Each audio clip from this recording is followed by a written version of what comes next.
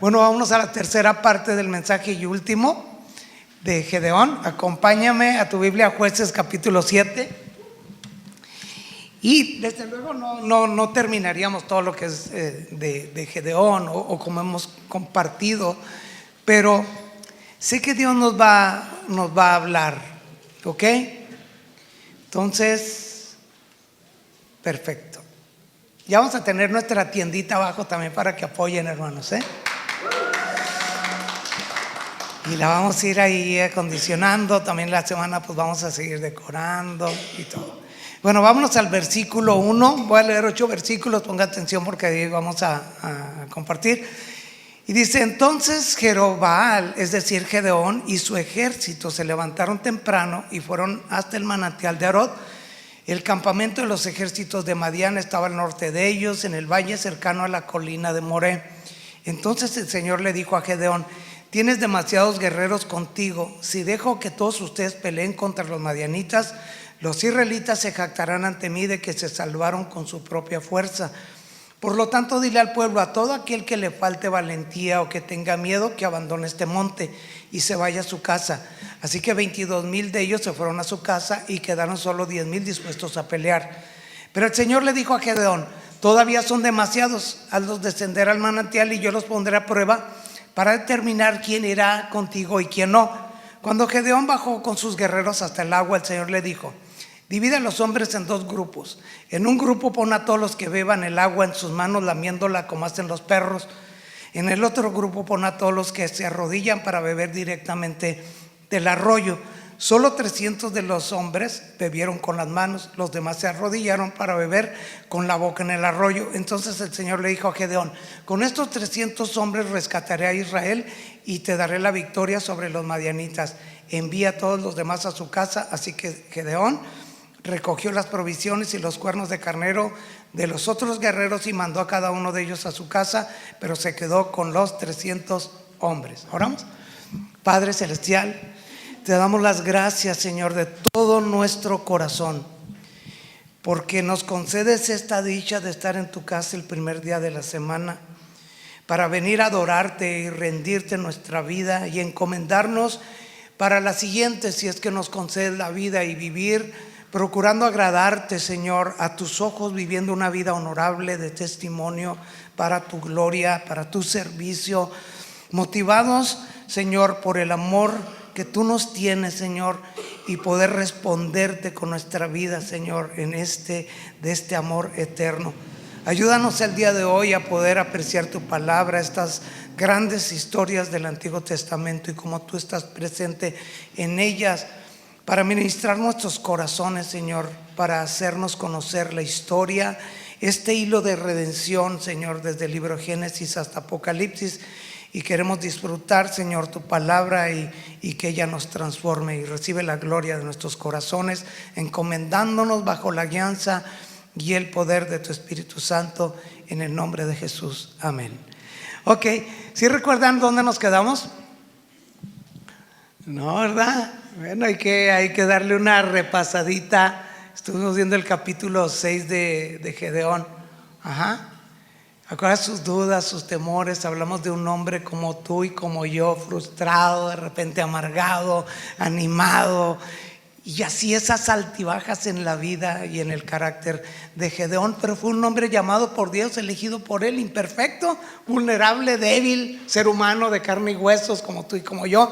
Y bueno, ahí está. Después de pedirle 2 señales, ahora sí, de verdad vas a estar conmigo, y le pide 2 señales y Dios se las concede. Dios es muy bueno, y dijimos que no es malo ni pecado pedir señales a Dios, pero cuando estas son claras y obvias, algo que ya estamos seguros, pues desde luego que no necesitamos estar pidiéndole más señales a Dios. Bueno, pero esto muestra nuestra fragilidad, ¿verdad? Cuando somos llamados a ejercer una tarea de ese tamaño, ¿ok? Así que no te sientas condenado cada vez que: ay, Señor, dame una señal.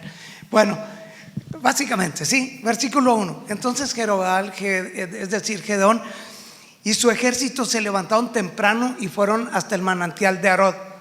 El campamento de los ejércitos de Madián estaba al norte de ellos, en el valle cercano a la colina de Moré.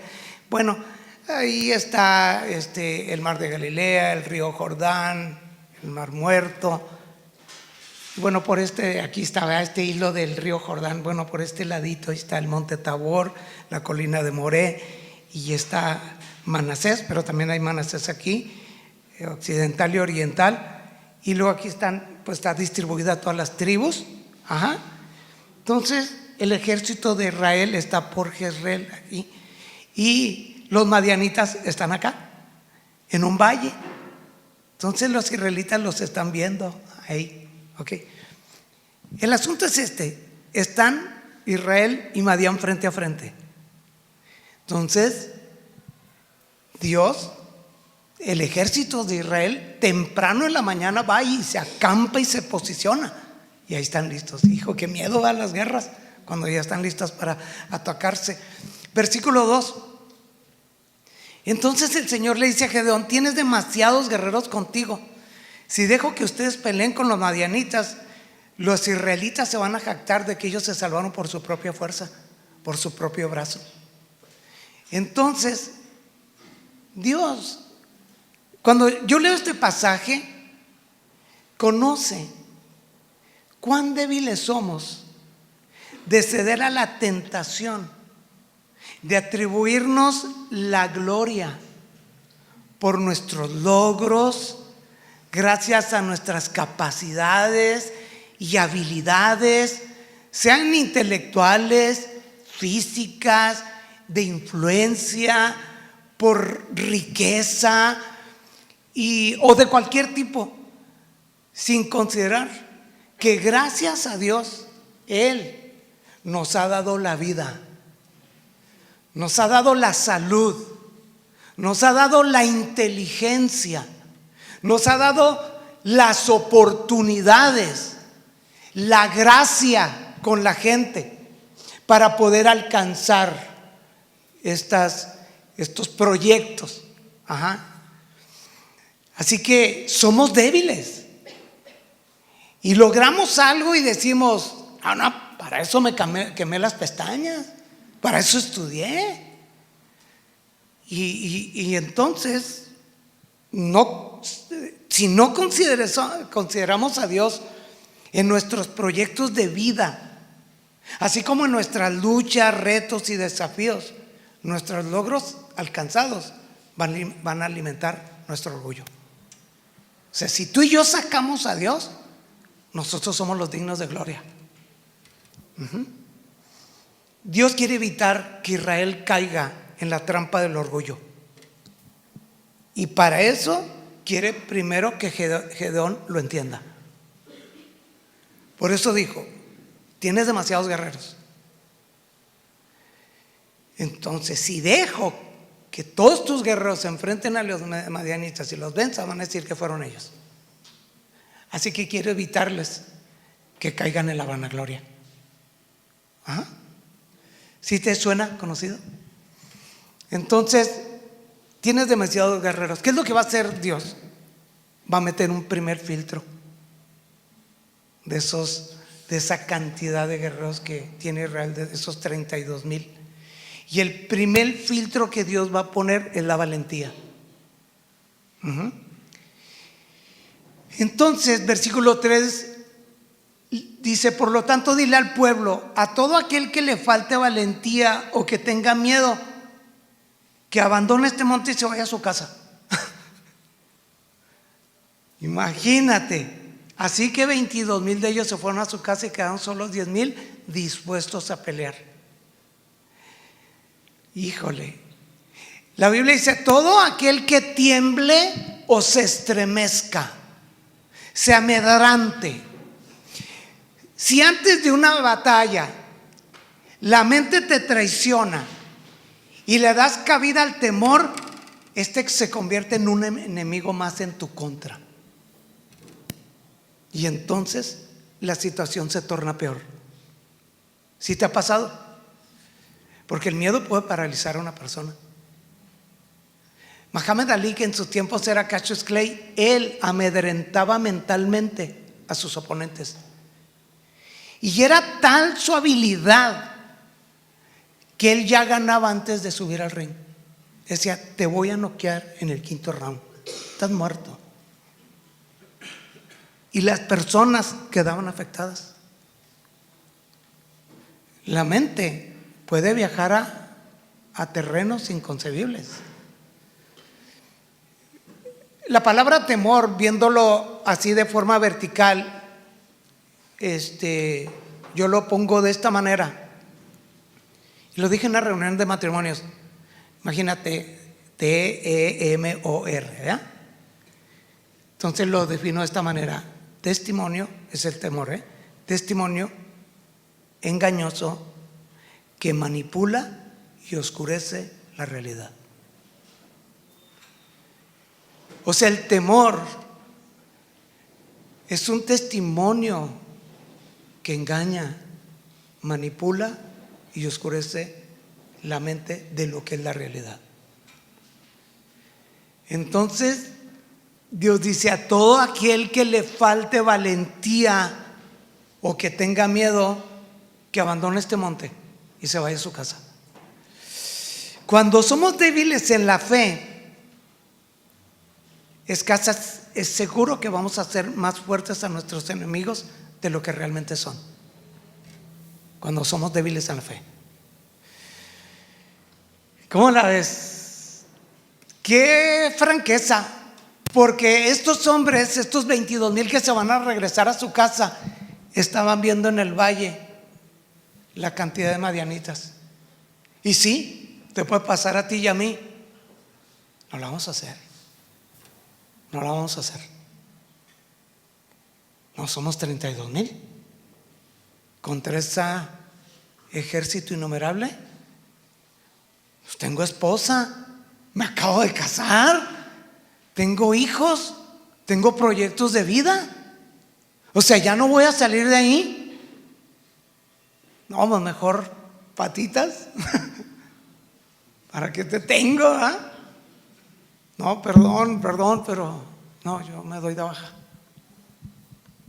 Ok, piensa, de 32,000 soldados, 22,000 se dan de baja, casi un 70%, solo quedan 10,000 soldados dispuestos a pelear. Escucha lo que dice Deuteronomio 28. Luego los jefes también dirán: ¿alguno de ustedes tiene miedo o está angustiado? De ser así, puede irse a su casa antes de que atemorice a alguien más. ¿Ya entendiste? Si tú tienes miedo, bájate del barco y regrésate. Porque si no te bajas, vas a afectar a alguien más. Y entonces no solamente tú te vas a bajar, sino te vas a llevar a más contigo. Así que vamos. Ese es el primer filtro de Dios. Dios quiere una iglesia valerosa, osada, atrevida, valiente. Amén. La Biblia dice: cuando tengo miedo, en ti confío. En Dios alabaré su palabra. O sea, es propio de los humanos tener miedo, pero no nos debemos quedar ahí. Entonces se van. Y es muy probable que por ese temor de 22 soldados al manantial se le puso ese nombre de Arod. Porque ¿sabes lo que significa? Terror, temor, temblor, terremoto, palpitaciones. Eso es lo que le pasó. Se llenaron de miedo. Imagina la sorpresa que se llevó Gedeón. Si todos ellos le respondieron al llamado a levantarse en armas. ¿Te acuerdas? Los de su propia comunidad. Y luego de ahí se agrega una tribu, otra tribu, otra tribu. Qué terrible. Y creo que tú y yo hemos experimentado lo mismo en diferentes campos o tareas. Tienes un grupo de gente al que tú lideras, y no sé si porque inocentemente o por falta de experiencia, tú crees que puedes contar con todos, o que van a estar ahí cuando tú más lo necesites, cuando te encuentras en esos tiempos de crisis, momentos muy críticos por los que pasa, que estás necesitado de apoyo y de ánimo. Y pues no es así como pensabas. De todos los que tú diriges, los cuentas con los dedos quiénes van a estar contigo. Y eso te puede deprimir, te puede desilusionar, te puede dar un bajón y puedes llegar a pensar en tirar la toalla. Por eso, ¿cuántos son en una congregación? No, 200, no, 100. Es una cosa que bota ahí, hermano, que mire, por andar poniendo ahí ya me descontrolé. Eso puede pasar. Por eso dice, no, una congregación de 200, somos 200, dice esto, 200. ¿Y cuántos sirven? ¿Cuántos están verdaderamente? Ajá. ¿Cuántos son discípulos? ¿Cuántos son fieles? Entonces seguramente esto le pegó duro a Gedeón, quien tenía una expectativa mayor de todos aquellos que respondieron a su llamado. Y esto lo voy a hacer en 6, 34 y 35 de Jueces. Pero eso no fue todo. Viene un segundo filtro de parte de Dios. Y ese filtro es la santidad. Y en esto debe ser claro, porque nadie que esté viviendo una vida de pecado está preparado para una guerra espiritual. Lo va a hacer garras el enemigo. Le va a decir, ¿tú qué tienes que venir conmigo, hipócrita, falso? Mira cómo vives. ¿Te das cuenta? Es el filtro de la santidad. También es un filtro de apercibimiento, de no pensar en llevar la vida muy cómoda. Porque para vivir en santidad se necesita mucho valor. Lo dijimos. Se necesita mucho valor para vivir en santidad y no hacer lo que toda la bola hace. Se necesita mucho valor para decir una palabra muy cortita, no. Entonces Dios a los 10,000 soldados decide ponerlos a prueba, y por cierto de una manera muy extraña, para determinar quién irá con Gedeón y quién no. Versículo 4 al 6. Pero el Señor le dijo a Gedeón, todavía son demasiados. ¿Qué? O sea, todavía son demasiados. Si yo no necesito que me quiten soldados, sino que me manden ayuda. Dice, hazlos descender al manantial. Y aquí manantial tiene que ver con refinación, con santificación. Hazlos descender al manantial y yo los pondré a prueba para determinar quién irá contigo y quién no. Y cuando Gedeón bajó con sus guerreros hasta el agua, ahí van adentro, ahí van entrando al agua, el Señor les dijo, divide a los hombres en 2 grupos. Y ahí van a estar 2 grupos, dijimos, ¿verdad? Ok, ahí va. El primer grupo, esta es la explicación de esto. Se puede entender de la siguiente manera. En un grupo, pon a todos los que beban el agua con sus manos, lamiéndola como hacen los perros. Entonces están y van a agarrar el agua, la van a beber así. Y en el otro grupo, yo creo que les dijo Gedeón, a ver, tomen agua. Agarren agua, porque se van a hacer 2 grupos. Y el otro se hincó y entonces hizo esto, hizo tomar.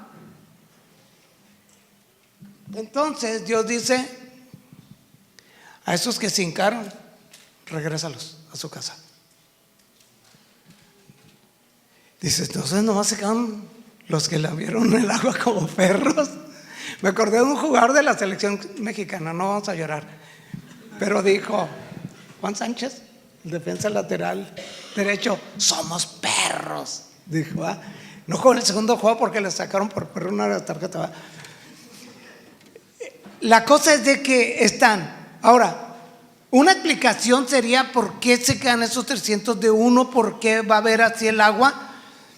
Bueno, el tomar el agua con las manos de esa manera, podían hacerlo mientras estuvieran alerta, apercibidos de cualquier movimiento del enemigo, porque la agarraban y podían tomar el agua así, sin dejar de ver. Pero los demás quedaban como un blanco fácil del enemigo, porque ya no están viendo nada. Entonces necesita estar apercibidos en momentos de crisis y de oposición. No puedes estar muy cómodo. No, yo vivo mejor así. No, no. Para una batalla no se necesita gente que quiera vivir el cristianismo de una manera muy cómoda. Es incómodo. Tú estás enfrascado en una batalla. ¿Ok? Pero hay un significado más profundo en esto. Y es que según la tradición judía, declaraba que el arrodillarse era típico de servirle a Baal. Por eso hay gente que no va a doblar sus rodillas ante un ídolo inútil e impotente. El Señor dijo: yo tengo 7,000 que no han doblado sus rodillas a Baal. ¿Y qué te dice? Que esos hombres que se arrodillaron a tomar agua eran presa de arrodillarse ante el enemigo. Así que esta guerra no es para cobardes. Amén, amén. ¿Cómo ves? Entonces, al parecer, eran los 10,000 soldados dispuestos a pelear, pero 9,700 fueron dados de baja y quedan 300 soldados. Haciendo cuentas de 32,000 soldados, el 99% causó baja y solamente quedó 1%. ¿Cómo ves? Desproporcional la pelea, ¿verdad? El porqué de esta reducción lo acabamos de decir. El orgullo de atribuirse la gloria que solo a Dios le pertenece.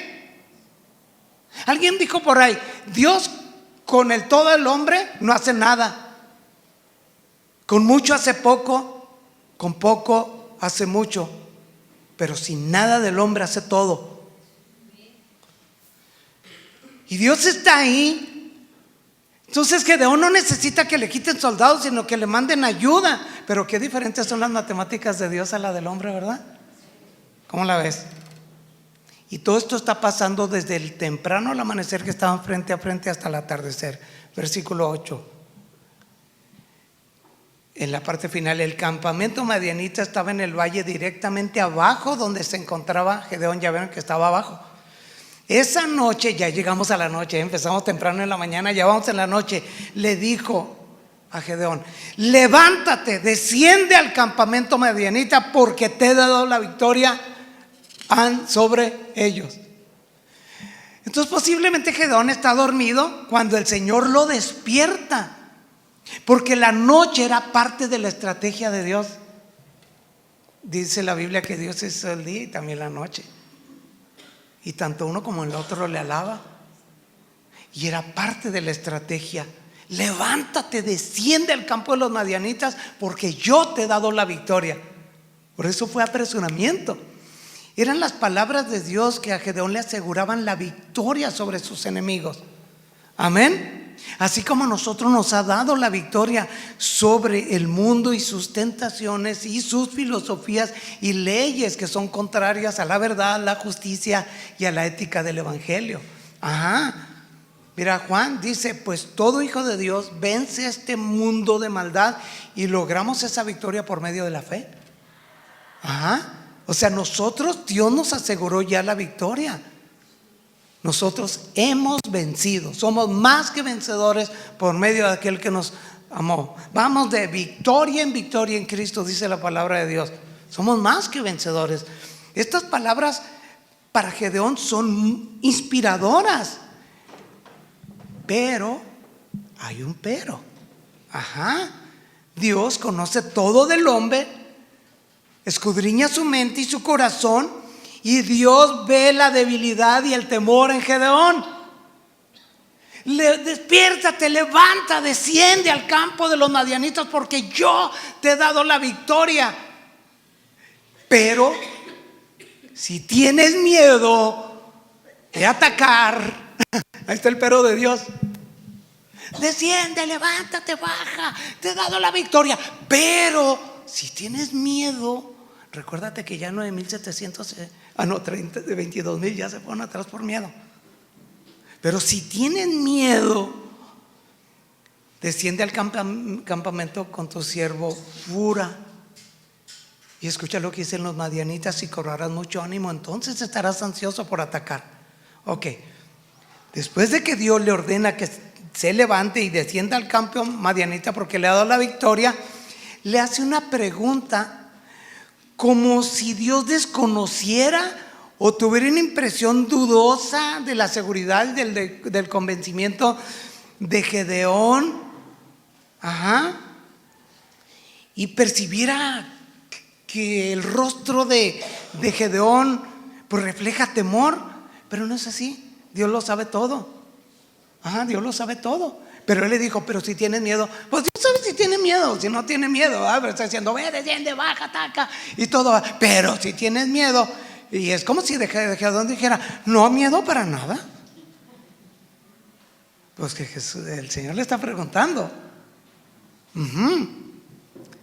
Fura va a ser el siervo, el criado que va a acompañar a Gedeón, y va a ser testigo de esta aplastante victoria que el Señor les va a dar.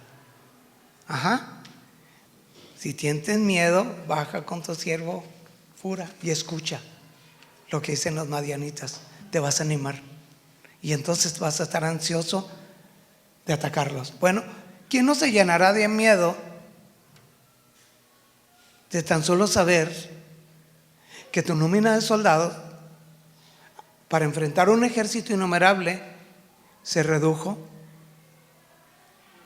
un 99%? Observa la diferencia de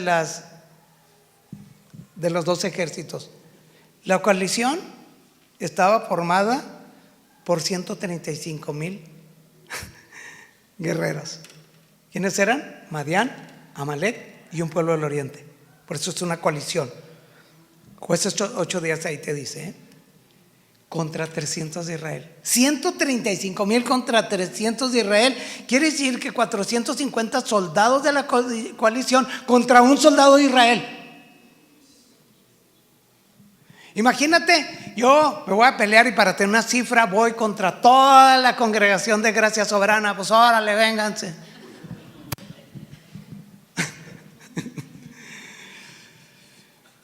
Así que Gedeón solo tenía que confiar en Dios, no le quedaba otra, y así lo hizo. Y por el ejercicio de su fe, Gedeón aparece en los grandes ejemplos de la fe en la carta a los Hebreos en el capítulo 11, como alguien que conquistó reinos.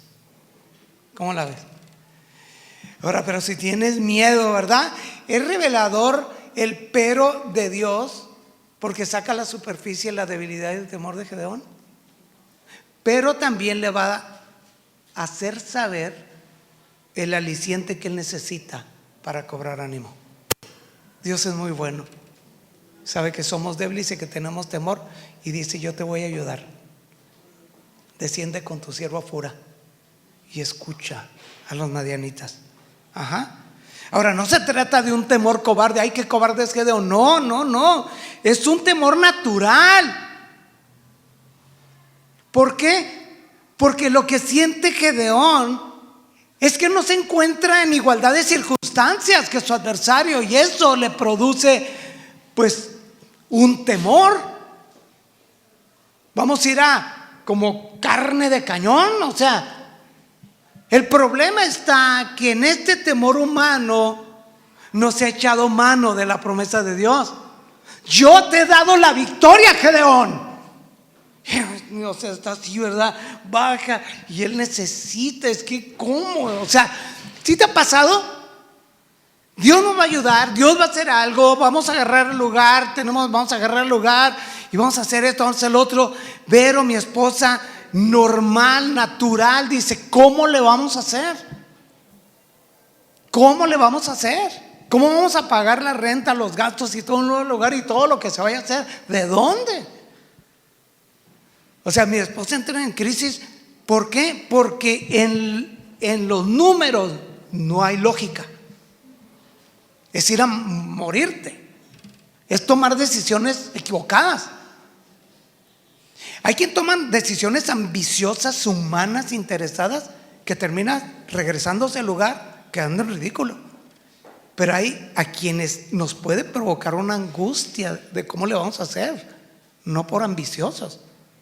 Y Dios viene y nos muestra que Él ha estado con nosotros en todo momento. Entonces no se trata de un temor cobarde, sino que se está usando la razón. ¿Ok? Entonces, versículo 11 final. Así que Gedeón, acompañado por Fura, descendió hasta el límite del campamento enemigo. Dice que los ejércitos de Madián y de Amalek y del pueblo oriente se habían establecido en el valle como un enjambre de langostas, y sus camellos eran como la arena del mar, imposibles de contar. ¿Cómo la ve? O sea, Dios dice desciende, y luego es eso. ¡Wow! Pero Dios es soberano, Dios tiene todo bajo control, y a mí me asombra la soberanía de Dios. ¿Quién es Gedeón y un ejército de 300 contra ese enjambre? ¿Qué es? O sea, yo pregunto,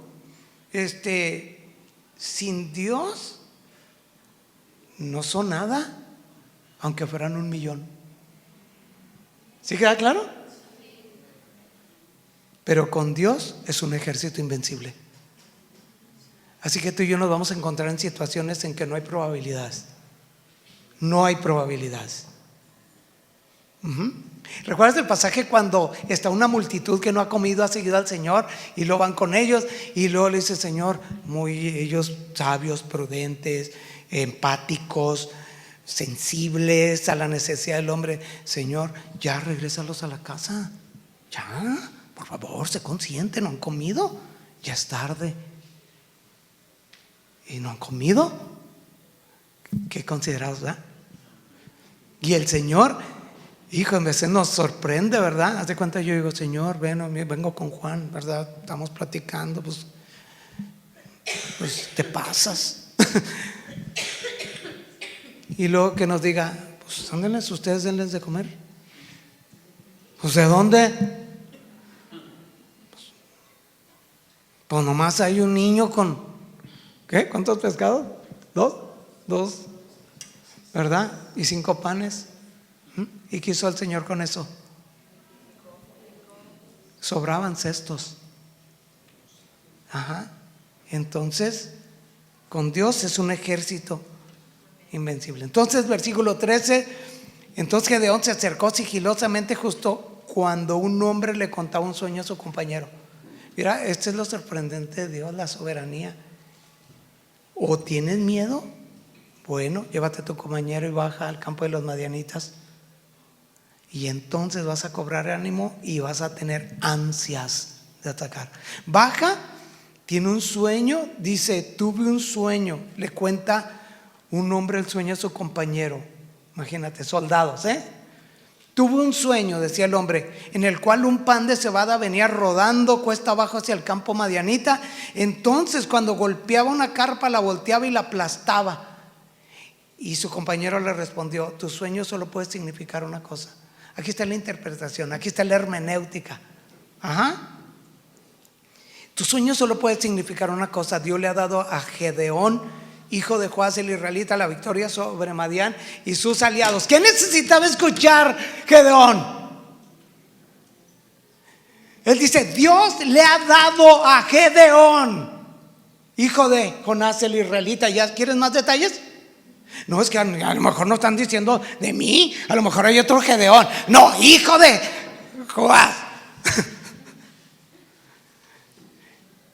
Imagínate, en ese tiempo creían que los sueños tenían significados. Lo tomaban como un agüero, como un presagio, como una predicción basada sin haber realmente fundamento. Entonces le dice eso.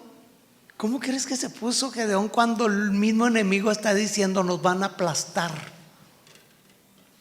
Y empieza a esparcirse ese rumor, ese significado del sueño.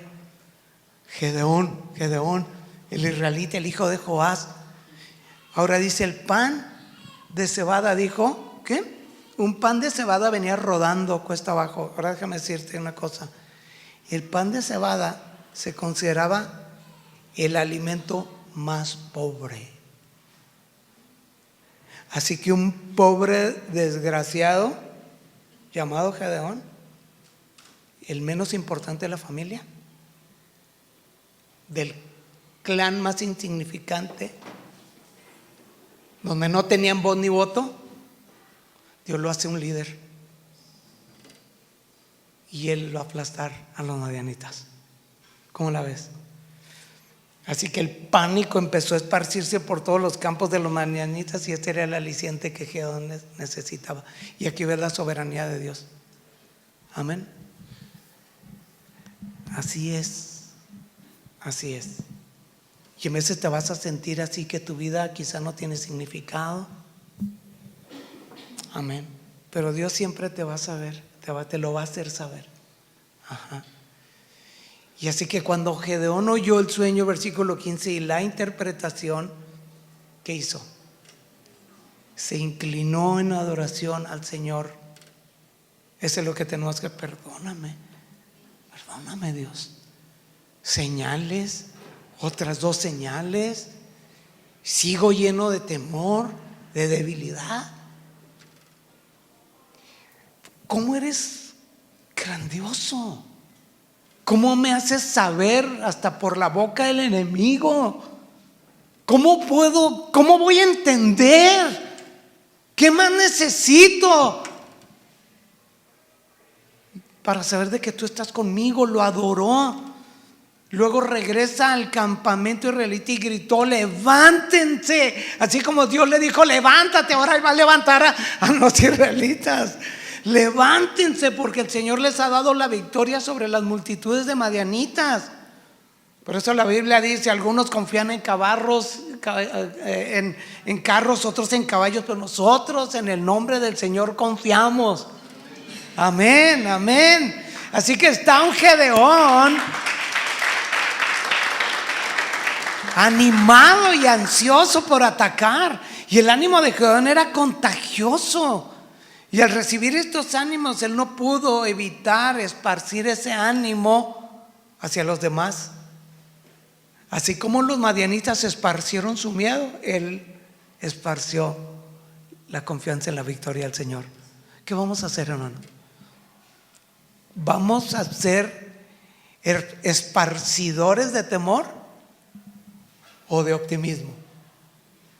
¿Quieres ser una persona que infunda derrotismo, pesimismo, negatividad, fracaso? ¿O aliento, esperanza, confianza, fe, seguridad, convicción? ¿Qué quieres ser?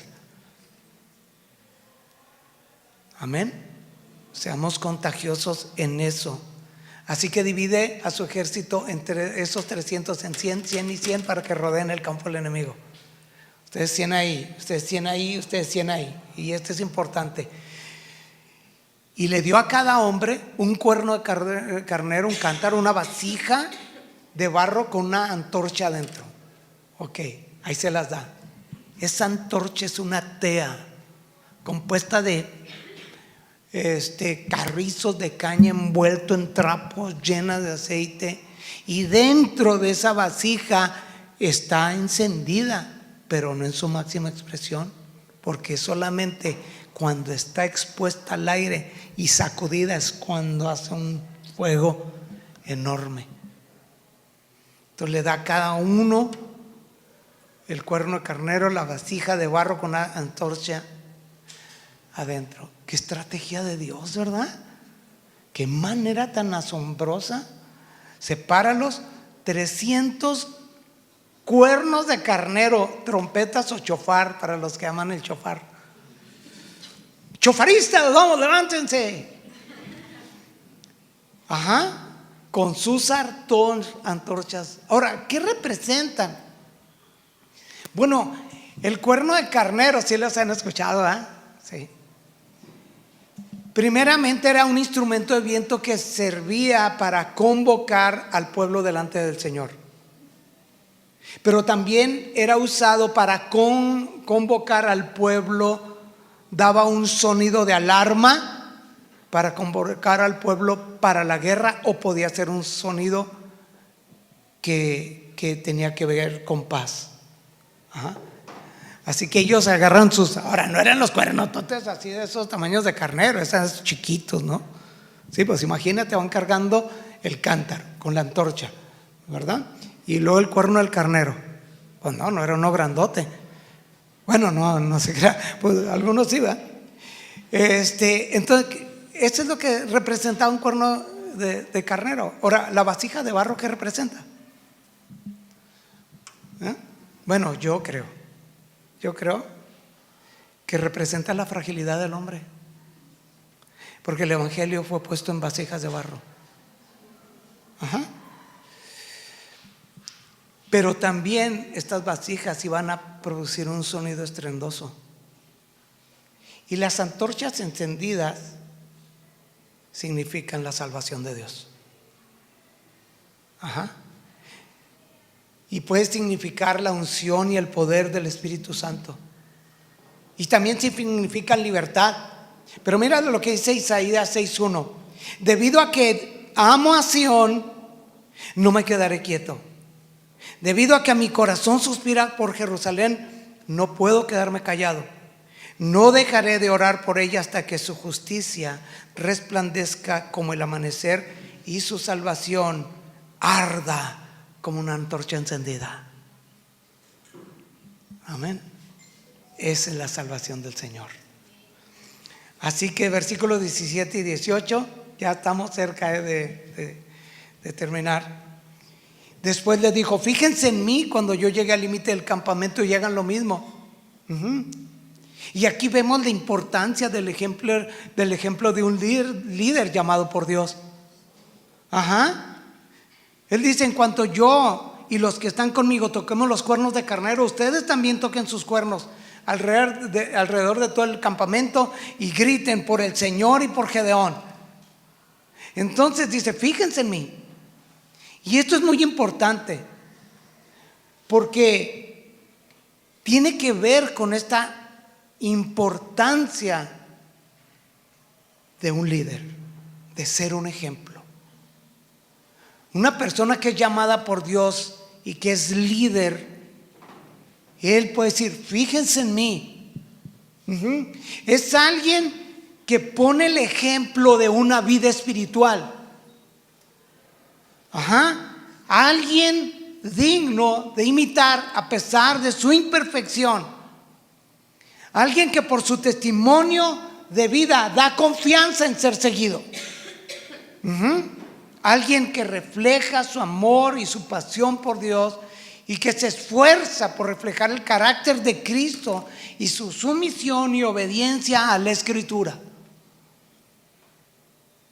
Y Gedeón era un hombre, como dijimos al principio, responsable. Cuando el ángel le dice: hombre guerrero, valiente, el Señor está contigo, porque él no se mezcló como los otros de idólatras.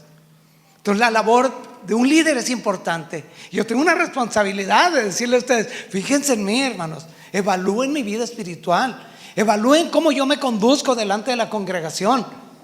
Ajá. Vengan a mi casa, vean mi vida, obsérvenla mi vida. Amén. Tienen el derecho de observarla, de juzgarla, de criticarla con justo juicio. Amén. Tengo una gran responsabilidad. Gedeón les dice: fíjense en mí. Ajá. Y griten, ya cuando les hagan lo mismo que yo voy a hacer. Cuando yo y los que están conmigo toquemos los cuernos de carnero, ustedes también toquen sus cuernos alrededor de todo el campamento. ¿Ok? ¿Sí queda claro? Dice: por el Señor y por Gedeón. Ahora imagínate, la pregunta es: ¿por el Señor? Sí. ¿Y por Gedeón? ¿Verdad? Que no aquí enseñamos la gloria de Dios, porque Él te mete Ajá. O sea, se está poniendo a la par de Dios. ¿Sí? Y griten: por el Señor y por Gedeón. No lo creo que se esté poniendo a la par. Es por el Señor Todopoderoso y por la fe de Gedeón en un Dios único, vivo y verdadero y todopoderoso. por alguien que le ha creído a Dios cuando nadie creíamos. Amén. O sea, yo voy en el nombre del Señor, pero también voy a la par de ese hombre que Dios ha escogido y que va al frente de nosotros. Amén. Como le dijeron a Josué, nosotros te vamos a seguir si tú sigues a Dios como lo hizo Moisés. Si no, no te vamos a seguir. Amén. Amén. Ok. Al amanecer, al atardecer. Y luego llegó el anochecer, aunque sea una canción, ¿verdad? Y luego viene la medianoche ya. Ok, versículo 19, 20. Ya nomás faltan 20 hojas. Fue apenas pasar la medianoche después del cambio de guardia cuando Gedeón y los 100 hombres que iban con él llegaron al límite del campamento madianita. Ahora esos cambios de guardia cuando vas a ir al paso son bien molestos, hermano, pero aquí eran oportunos. Si te fijas, ponen el cono y luego ahí va, y luego el cuate va así como entumido con artritis, va, así se va, toma su agua y luego ya, y así luego, ay, a ver hasta qué horas abren la línea de nuevo. No, aquí era el momento, porque un guardia a la otra se va a esparcir. Oye, novedades, pues sí, nos van a aplastar. ¿Te fijas? Oye, ¿sabes qué? Y así, por eso el cambio de guardia era oportuno. Entonces, hacen ese cambio de guardia y llegan con Gedeón 100 hombres al límite del campamento madianita. Entonces, de un momento a otro, tocaron los cuernos de carnero y rompieron las vasijas de barro. Ahorita se ve así nomás. Enseguida, los 3 grupos tocaron juntos los cuernos y rompieron las vasijas. Con la mano izquierda sostenían la antorcha ardiente y con la derecha llevaban el cuerno y todos gritaban por el Señor y por Gedeón. Una espada por el Señor y también por Gedeón. Y cada israelito hizo lo que el líder hizo. Ok, imagínate, llegan, hay cambio de guardia, llegan 100. Y entonces una trompeta o chofar o cuerno de carnero suena y enseguida 300. No. Imagínate la impresión, es de noche. Suena así terrible. Por todo alrededor se oye un sonido de guerra. Entonces la noche le caen los terrores. Así un sonidazo. Si yo me llené de miedo cuando fuimos a Nuevo México, que me dijeron, ay, no sé qué se me olvidó en la camioneta, era en la noche, tú ya nomás veías, no te podías ver ni aquí ni aquí. A la sierra. Ay, estás al tiro. Entonces se me olvida y en la noche dije, híjole, pues bueno, pues me aviento, soy briseño, pastor, no, todavía no era pastor.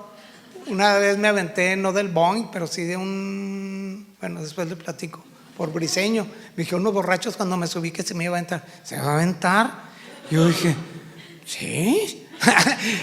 Bueno, ese no se les cuento. Entonces voy y como que había arcilla y como que me resbalé tantito y oí como si tuviera un oso enfrente, hermano. Ese tallón así. No, hombre, quise pegar la retirada. Entonces me regresé a la casa y le digo, pero vamos a la camioneta, a la cabaña. Entonces, entonces yo quería que Vero se resbalara para que también oyera al oso, ¿verdad? Entonces imagínate, hermano, imagínate el sonido de los cuernos de carnero, pero imagínate cuando truenan 300 cántaros.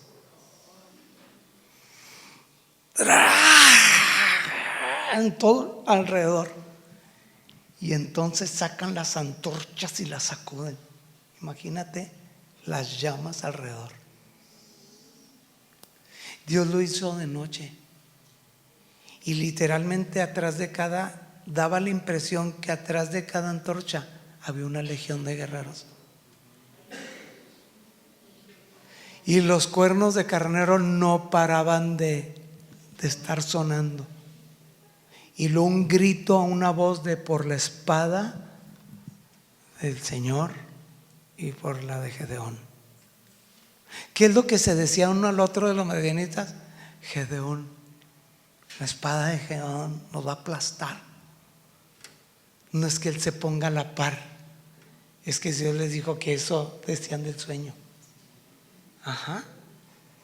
300 voces gritando una voz. Y los israelitas gritaban con berridos. Eran buenos para gritar. Si has visto a los españoles cómo hablan bien tosco, bien como enojados así, ¿verdad? Pues imagínate los israelitas. Entonces aquí está el poder de Dios y la obediencia de un hombre. O sea, así que los madianitos no saben cuántos son. Y versículo 21-22.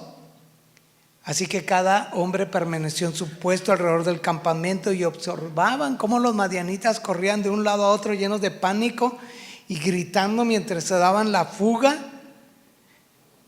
Y cada israelita ni metió las manos. Por eso la gloria es de Dios. Amén.